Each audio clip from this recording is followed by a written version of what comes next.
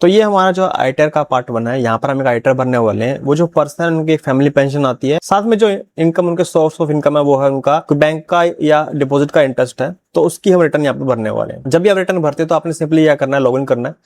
Login का हम यहाँ पर जाएंगे एआईएस के अंदर एंड यहाँ से हम जाएंगे एआईएस। अब यहाँ पर दो चीजें हैं, एक आपका है टीआईएस एंड सेकंड इज आपका एआईएस। टीआईएस में बताता है टैक्स पेयर की इन्फॉर्मेशन बताता है कि यहाँ पर दो चीजें हैं, एक तो interest from saving bank account bank का है 3020 रुपए पर्सन का, और एक इंटरेस्ट फ्रॉम डिपॉजिट आया इनका 29,699 रुपए। सेम आपका एआईएस आता है, अभी आपको दिखा देगा कब कब इंटरेस्ट आया है, कौन कौन से क्वार्टर में इंटरेस्ट आया, तो यानी यहाँ पर सारी इन्फॉर्मेशन दे देता है उस बंदे के इनकम की। तो मेक श्योर कि जो आप डिटेल्स भरने वाले हो आईटीआर के अंदर में इन इन्फॉर्मेशन का जिक्र जरूर हो। अगर इन इन्फॉर्मेशन को इग्नोर करोगे तो आपकी वो आईटीआर सही नहीं भर जाएगी। उसके बाद आपको देखना चाहिए कि हमारा जो पर्सन है उसका टीडीएस कहाँ कहाँ कटा है। तो इसके लिए हम क्या करेंगे, होम पे जाएंगे, सॉरी डैशबोर्ड पे जाएंगे, ई फाइल पे जाएंगे। यहाँ से आपको देखो मिलेगा इनकम टैक्स रिटर्न्स, यहाँ पर नीचे आपको मिलेगा व्यू फॉर्म 26AS। सिंपली इस पे क्लिक कर देना आपने, ये ट्रेस की वेबसाइट खुलेगी, यहाँ पे इसको टिक करना है एंड प्रोसीड पे क्लिक कर देना है। यहाँ पर आपको question click view tax credit form 26AS/एनुअल टैक्स स्टेटमेंट। सिंपली इस पे क्लिक करना आपने, चेक करना अपने असेसमेंट ईयर। तो असेसमेंट ईयर हमारा भी क्या 26-23 है, क्योंकि हम इस पे आईटीआर भर रहे हैं 25-26 की, जो हमारा पिछला प्रीवियस ईयर था। आगे से ही जो है एक ही टर्म रह जाएगी और वो है आपका टैक्स ईयर। तो हम असेसमेंट ईयर चेक कर लेते हैं, इसको एस्टेबल कर लेते हैं एंड इसको हम करेंगे व्यू डाउनलोड पे। तो यहाँ पर आपको जितना भी इस पर्सन का टीडीएस कहीं कटा होगा, टैक्स कटा होगा, तो यहाँ पर दिख जाएगा। अब मेरे क्लाइंट का यहाँ पर जो है टीडीएस नहीं कटा है क्योंकि उसकी इनकम ही इतनी नहीं थी, लेकिन अगर आपने किसी का पता करना है तो वो कुछ इस तरह से पता कर सकता है। यहाँ दिखा देगी कहाँ कहाँ टीडीएस कटा है बंदे का। तो हम डैशबोर्ड पे आते हैं, इनकम फाइल पे आएंगे and income tax file income tax return पे क्लिक करेंगे। ठीक है, अभी हमारा जो है इनकम टैक्स पुराना चल रहा है, तो यहाँ पर हम असेसमेंट ईयर चेंज करना पड़ेगा। इसके बाद जब भी आप आईटीआर भरोगे तो वहां पर आपको टैक्स ईयर चूज करना पड़ेगा, तो वहां पर इनकम टैक्स 2025 लागू हो चुका होगा। सेलेक्ट करेंगे हमारा करंट असेसमेंट ईयर 26-27, इस पे क्लिक करना है। इसको ऑनलाइन हम करेंगे, कंटिन्यू पे क्लिक कर देंगे। ठीक है, अभी कोई अगर आपने कोई पहले टैक्स फॉर्म भरा होगा इस साल का तो यहाँ पर दिख जाएगा, नहीं तो आपने हमेशा न्यू फाइलिंग पे करना है। अब जिस पर्सन की आप आईटीआर भर रहे हो वो क्या इंडिविजुअल है, एचयूएफ है या अदर्स है, तो हम इसको इंडिविजुअल करते हैं क्योंकि हमारा जो पर्सन वो इंडिविजुअल ही है। तो प्रोसीड पे क्लिक करेंगे। कौन सा फॉर्म भरना है, हमने भरना आईटीआर 1 क्योंकि हमारे जो पर्सन की है वो इनकम पेंशन से आती है, इनकम फ्रॉम अदर सोर्स, और कोई उसका सोर्स है नहीं। तो प्रोसीड विद आईटीआर 1 करेंगे एंड ओके पे क्लिक करेंगे। कुछ इस तरह का आएगा, यहाँ पर लेट्स गेट स्टार्टेड पे क्लिक कर देंगे हम। आईटीआर क्यों भरना चाहते हो, क्या आपकी जो इनकम है वो एग्जम्पशन लिमिट से ज्यादा है तो भर रहे हो, या इनमें से कोई रीजन है तो भर रहे हो, या कोई अदर रीजन है, तो हम यहाँ पर अदर करेंगे। अगर आपकी इनकम टैक्स लायबिलिटी से ज्यादा आ रही है या एग्जम्पशन लिमिट से ज्यादा आ रही है तो अपने ऑप्शन 1 को चूज करना है। इसके अलावा जो 4 रीजन दिए गए वो हो तो वो सिलेक्ट करना है, नहीं तो अदर्स पे करेंगे एंड यहाँ पर हम कंटिन्यू पे क्लिक कर देंगे एंड ओके पे क्लिक कर देना।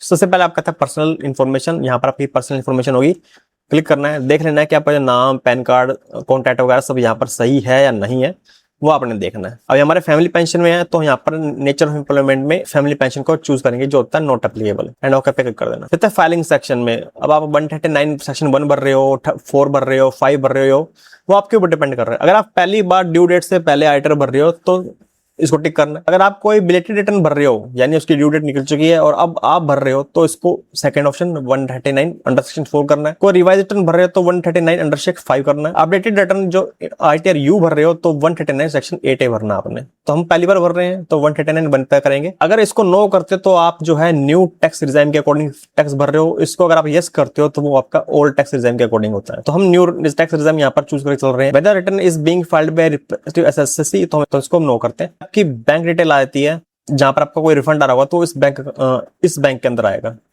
तो हमारे सब कुछ सही है, हमसे कंफर्म पे क्लिक कर देते हैं। फिर अब तक ग्रॉस टोटल इनकम आपकी यहाँ पर आ जाती है, ओके पे क्लिक करेंगे। अब देखो जो एआईएस के अंदर हमारी जो इनकम थी ना इंटरेस्ट की, वो यहाँ पर शो हो रही है, देख सकते हो। ठीक है, वो यहाँ पर हमारी शो हो रही है, लेकिन जो हमारी पेंशन आती है वो यहाँ पर शो नहीं हो रही। अब वो कहाँ होगी, वो होगी आपकी बैंक की पासबुक। आपने बस अपने क्लाइंट की बैंक पासबुक मांगनी है, वो बताना कि हर महीने कितनी सैलरी आनी है, जो इतनी सैलरी आ रही है, जितनी पेंशन आ रही है 12 महीने में, बस उनका टोटल कर देना है। तो मेरे यहाँ पर जो है 3 लाख अराउंड इनका टोटल आता है, वो यहाँ पर है। तो हम यहाँ पर इसको कंफर्म की जगह हम क्या करेंगे, यहाँ पर ऐड अनदर पे क्लिक करेंगे। सोर्स ऑफ इनकम हमारा क्या है, फैमिली पेंशन है, और ये हमारी लगभग आई है, अगर हम एक्सेल में जाकर देखता हूँ लगभग इतनी, एंड से हम सेव पे क्लिक। ठीक है, इंटरेस्ट फ्रॉम बैंक डिपोजिट आ गया हमारा, और interest from income tax refund आ गया, एंड फैमिली पेंशन हमारी इतनी आ गई। तो इंटरेस्ट हमारा आ गया यहाँ पर, डिपॉजिट से आ गया हमारे यहाँ पर, एंड फैमिली पेंशन भी आएगी।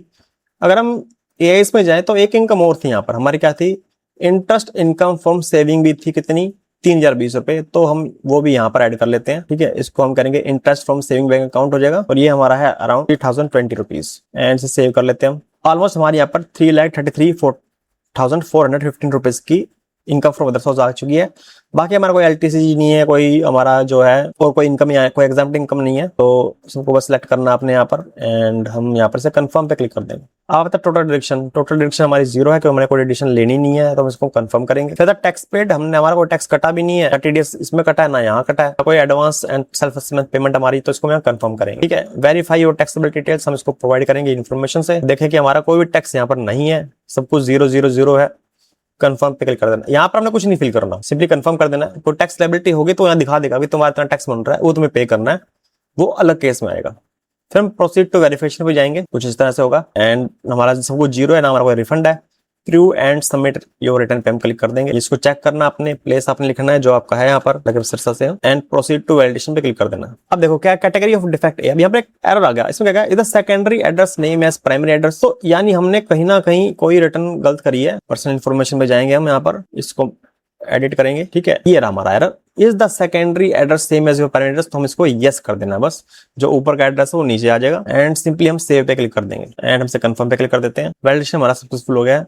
ठीक है, फिर यहाँ प्रोसीड टू वैलिडेशन पे क्लिक करेंगे, हो गया हमारा। फिर आकर प्रोसीड टू वेरिफिकेशन, इस पे क्लिक करना आपने। अब यहाँ पर क्या है, ई वेरीफाई नाउ कर सकते हो आप, जहां पर आपके फोन पे ओटीपी आएगा वो अपने करना है, लेटर भी कर सकते हो, 30 दिन के अंदर अपने करना पड़ेगा।